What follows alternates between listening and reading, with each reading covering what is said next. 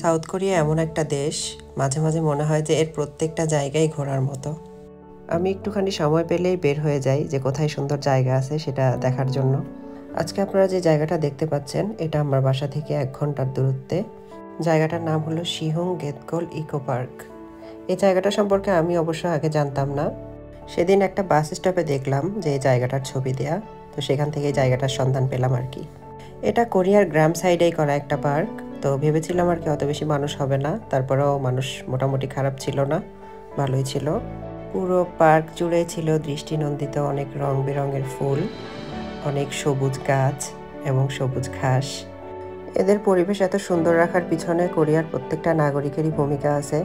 তারা তাদের বাচ্চাদেরকে পর্যন্ত এমনভাবে মানুষ করে বা গড়ে তোলে যে বাচ্চাগুলা পর্যন্ত একটা ফুল ছেড়ে না।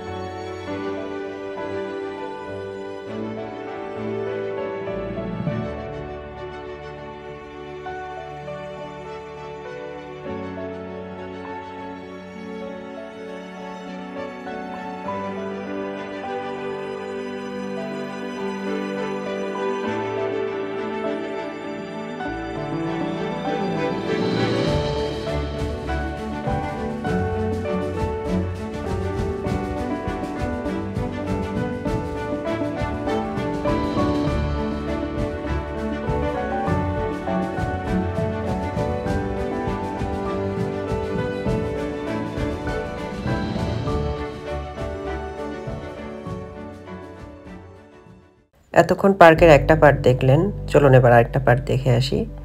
এই জায়গাটাতে দুইটা স্পিড বোর্ডের উপরে অনেক সুন্দর করে রং বেরঙের ফুল লাগানো।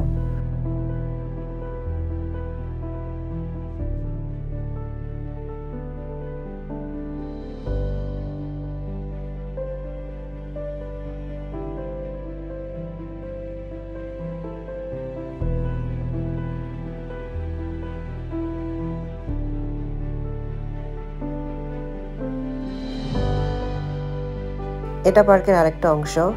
এটা 5 তলার সমান একটা ওয়াচ টাওয়ার। এখানে উঠলে আর কি এই পার্কটা পুরোটাই মোটামুটি দেখা যায়।